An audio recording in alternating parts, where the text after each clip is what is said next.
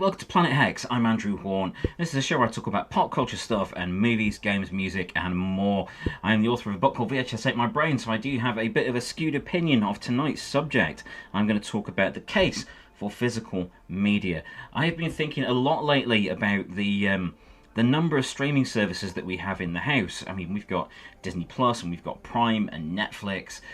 God knows what. We do have several others. Off the top of my head, I can't remember all of them. But we do have a bunch of them. We've also got a lot of free ones, such as Plex and Pluto, and a lot of the really independent small ones that you can find on through a Fire Stick. I quite like those. There's a lot of good stuff on those. And they shouldn't be discounted. They should not be ignored, to be honest. You've got a lot of free options there.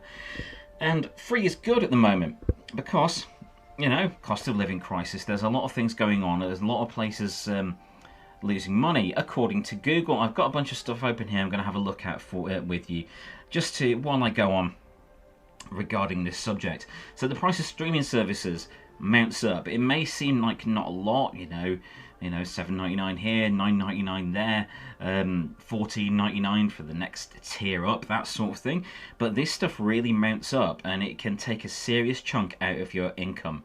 And it's a shame that it's come to this. There is such a proliferation of streaming services that it is hard to figure out which one is best for you, because I pretty much guarantee every streaming service that's available subscription wise, you will find something you want on there, and you have to ask yourself, is it worth getting a full subscription to this thing just for that one thing that I want? So do make sure you always have a look through the catalogues that they're offering before you make any decision about a streaming service. I also have a bit of a problem with rental on streaming services for like new movies and like new cinema experience movies, and new latest releases that are like 20 quid to rent or something. 20 quid to rent? No. This is not sustainable. It's sustainable for the companies that do it. Yeah, it's sustainable for Netflix and people, but it's not sustainable for the audience who finds our disposable income shrinking. It's not growing. We are having to think about what we do a lot more and a lot more carefully. So rental on streaming is a bit of a bugbear of mine because you don't really own it. Sorry, you don't really get the full enjoyment out of it, I don't think. So you can watch it as many times as you want in 48 hours on a lot of services, but how many times are you going to watch something from front to end when you've paid like a $5 for a rental?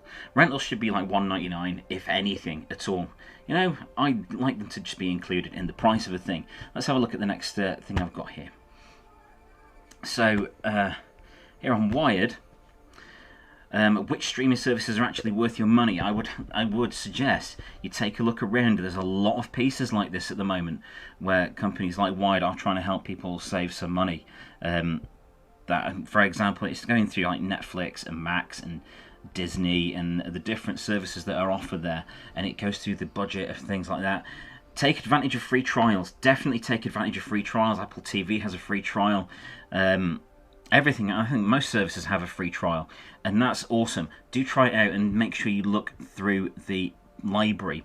I mean, my favourite library at the moment is Disney Plus, because it has all the Star Wars and Marvel and the Disney content, but it also has all the Star content as well. So there are thousands of box sets and movies that you just would love to revisit.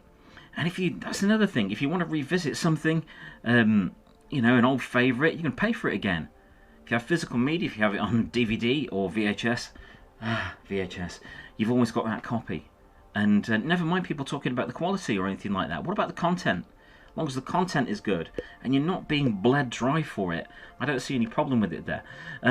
So buying on streaming, for me, isn't buying. Feel free to correct me here, but you're not getting a file that you own forever. You're getting a file that you can use as long as you use that service. It's like, I don't use a Mac at present. I currently use a Windows machine, and that is, I don't have iTunes set up on it. I need the space for all these videos I make for you, the editing gear. But, so all my iTunes purchases from years ago are inaccessible right now. However, all the CDs I've got downstairs, they're all accessible. My vinyl is accessible. The few tapes I've got left are accessible. In terms of movies, I've got an entire film library. And my film library is serving me really well. I've got DVDs and tapes that I've had 10, 15, 20 years, some of them, and they still work absolutely fine. And I really appreciate that. So if there's anything I want to revisit, you just can without having to put more outlay out there. Now, another thing with physical media versus streaming, for me personally, when you're watching something on physical media, when you're enjoying something on physical media, be it music, be it a TV show or a movie or whatever it is that you're enjoying, and it's on physical media, you are not being tracked by advertisers. So on streaming services, you are tracked all the time. All the time. Advertisers, the companies themselves, everything you watch, everything you search for, everything you browse around is tracked. And thus you get targeted adverts and you get content that is aimed at your tastes. More often than not, for me, that is not something that really fits in my taste because my tastes are weird. But you know, these things, I don't like it. It doesn't sit well with me. That may just be me getting older and grumpier about all these things. But I'm not a big fan of people knowing my every move when I'm watching something online. I mean, I watch some very mean things, especially on the Internet Archive of late, you know, like video violence and so on. But I don't really want that to be visible, especially. Just for example, I'm a parent, I've got 2 kids, I've got 2 sons, and neither of them are of age to watch most of the things that I enjoy. And physical media doesn't, if you've had it on, doesn't bring up suggested things or the poster image on the screen when you've watched it. So there are some things that I've watched that I don't want the kids to see or find an interest in. Not yet anyway, not till they're old enough, and that's really important to me. So I didn't have the things displayed. You know, I don't get things that are inappropriate for a family to see advertised during family time, and that's a big factor for me. I really don't like that. So, just while I've got this screen up, there are a lot of free services. Tubi to Freevee, you see Pluto there, I mentioned Plex earlier. There's a lot of free services. You can get a lot of things on that you will enjoy. Honestly, they do have a look around at free streaming apps, because there's a bunch available. And it has been in the news a lot on various media sites. I say media sites, that's the Suffolk Gazette. But the streaming services have a problem. We have the solution. My solution is physical media. Over on Lad Bible, Netflix founder explains why streaming service sometimes gets rid of its best movies and shows. That's another thing. You go onto one of these services, and suddenly the thing you want to watch, the thing that you want to revisit, the thing that's always been there for you in your hour of need is no longer available there. And if you want to go and watch it, you've got to buy it from either that service or another service that does have it available. Or you could just go and find a physical copy for way less than you are charged for a download or a rental online. I do use these services, I do use streaming services, I do occasionally rent stuff, but it's not ideal for me, and it's not ideal for how everyone's finances are working at the moment. It just isn't. So the availability of different things, like cheap DVDs, even Blu-rays now, not so much VHS anymore, but DVDs are very easy to come by in any charity shops, second-hand stores, get a CEX, things like that. You can get things for like 10p in a lot of places. And if you just have a look around, you will find a lot of favourites that then you've paid 10p for, then you can watch over and over and over again without having to pay a fiver to rent it. And that makes a lot more sense in this day and age. Yes, I know that means you've ended up with DVD cases around, but they're not hard things to store. And physical can be shared. It can be passed on once it's time. You can pass it to friends or family. Here, I had this, and I think you might like it now. That sort of thing.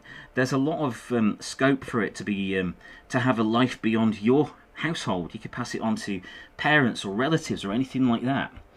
Another story here from Reuters. Warner Brothers Discovery surprise loss clouds a strong streaming unit show. And they've made a loss. So, there we go. Where is it? Can't find the loss there. Yeah, but they've made some quite sizable losses. And it goes on. Over here on Variety. Netflix, HBO and Disney profits show the streaming boom is over. That's in January, and it has only continued since then. There is a lot of stuff that is good on streaming services. I'm not trying to just tear them apart, but the pricing of them and the business model of them does not work with current societal needs. That it doesn't work. So that does need to change. And aesthetically, I enjoy having stuff visible. I like having things on there in a row. And that's important to collectors and so on. There's the collecting aspect of it. If you get stuff digitally, yeah, you've got a big library of stuff, but you don't feel like you have it. And I like that tangible thing. I really appreciate that tangible feeling. So what have we got here? Forbes.com. Surprise, more and more people are cutting their streaming TV services. When was this? This was January. Again, this is ongoing at the moment. There's still stuff going on here. Let's have a look at these other ones. Disney Plus keeps growing, but streaming loses 1.5 billion. That's not small change. That's November last year, but these things still are appropriate. The streaming service boom has gone crazy. You can get them for every company you can think of, every production company. Paramount and all, Max, and even the DVD companies that I like Arrow and things, have their own streaming services, and it mounts up. Shudder, Troma, Full Moon, even WWE. When I was watching tons of wrestling recently, it all mounts up, and by the end of it, you're spending a few hundred, if not more, a year on these things, and that's a lot of money. In some cases, you may end up spending like $100 a month on this stuff, and if you don't keep track of what you've got, so make sure you close down any free trials that you've got open, for services you don't need, because they will auto-renew. And that sort of thing. You will need to look at the amount that you actually use stuff. Do you use stuff when you're out? Do you travel a lot? I mean, that's fine. Something like that would be really helpful then, because you can download stuff to take it with you to save data, or you can stream stuff while you're out there. But think about these things in relation to your life, in your lifestyle, and your available income. Don't have a FOMO moment and worry that you're missing something, because more often than not, you're not missing a great deal. Yes, there's a hell of a lot of choice on all these streaming platforms, but is there a hell of a lot of good value? That is the question you have to ask yourself. That's my rant over on the case for physical media. I am Andrew Horn. This is Planet Hex. Please do like and subscribe if you like this sort of thing. I talk mainly about VHS and movies, cult films, weird old pop culture stuff, that sort of thing. I put 2 reviews out in the week, 2 little short episodes, and a full-length one like this at the weekend. And I want to thank you very much for taking the time to listen to me rant about my love for physical media and my increasing distrust of streaming services. Thank you very much for joining me.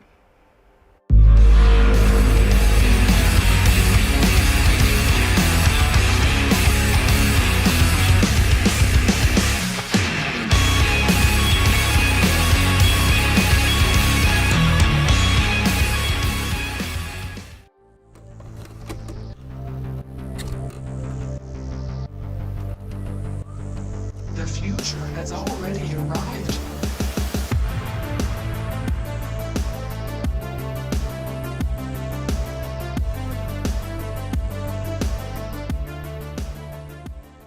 Thank you for watching. Please subscribe and validate my existence.